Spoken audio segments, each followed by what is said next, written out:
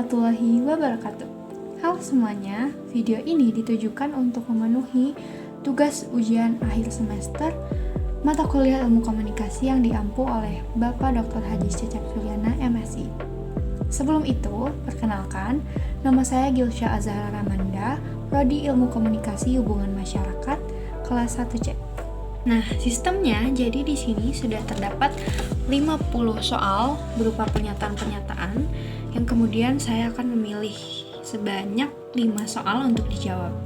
Langsung saja ke soal yang pertama, yaitu soal nomor 6. Komunikasi adalah proses di mana seseorang menyampaikan stimulus dengan tujuan mengubah atau membentuk perilaku orang lain. Hal ini diungkapkan oleh Shannon and Weaver. Menurut saya, pernyataan tersebut kurang tepat. Kenapa? Karena pendapat tersebut bukan diungkapkan oleh Shannon and Weaver, melainkan oleh Hovland, Janis, and Kelly.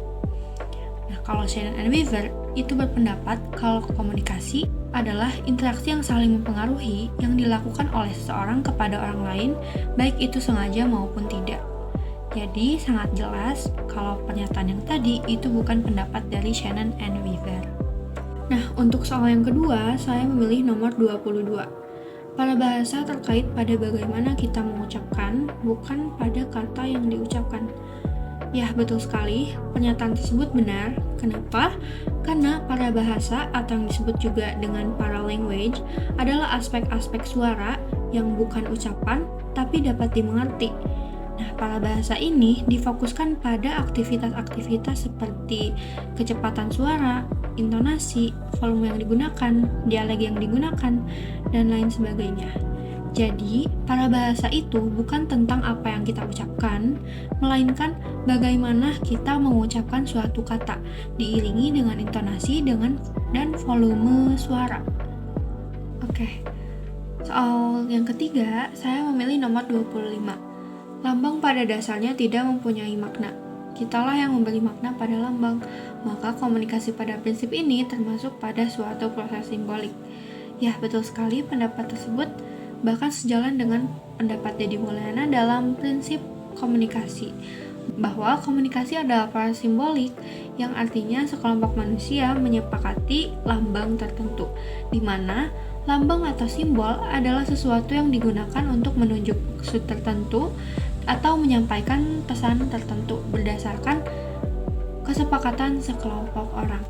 Misalnya, memasang bendera di halaman untuk menyatakan penghormatan kepada negara.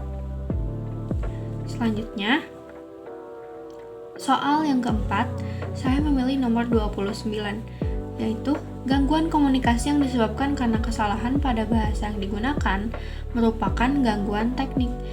Nah, menurut saya pernyataan tersebut salah, kurang tepat karena gangguan komunikasi yang disebabkan karena kesalahan penggunaan bahasa itu disebut dengan gangguan semantik, bukan gangguan teknik.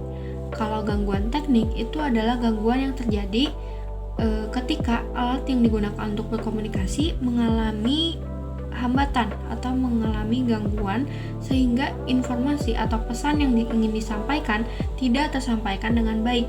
Contohnya, ketika kita menelpon, kemudian keadaan hujan badai yang membuat jaringannya menjadi hilang atau jaringannya terputus, sehingga pesan yang ingin disampaikan tidak tersampaikan dengan baik. Nah, itu disebut dengan gangguan teknik. Selanjutnya, soal yang kelima, saya memilih nomor 47, yaitu semakin besar minat seseorang terhadap objek, semakin besarlah pupil matanya. Hal ini membuktikan tatapan mata merupakan komunikasi nonverbal. Ya, saya setuju dengan pendapat tersebut. Menurut Paul Ekman, dalam buku Ilmu Komunikasi Suatu Pengantar karya Deddy Mulyana, menyebutkan adanya 5 fungsi pesan nonverbal. Salah satunya ada yang namanya affect display atau pembesaran pupil mata yang menunjukkan peningkatan emosi. Hal ini terjadi karena adanya dorongan emosional dalam diri sehingga berpengaruh pada pupil. Misalnya, seperti yang disebutkan tadi, ketika kita menaruh minat terhadap suatu objek, maka pupil kita akan membesar. Video kali ini saya cukupkan sekian. Mohon maaf bila ada kesalahan. Terima kasih banyak kepada teman-teman yang sudah menonton. Semoga bermanfaat. Wassalamualaikum warahmatullahi wabarakatuh.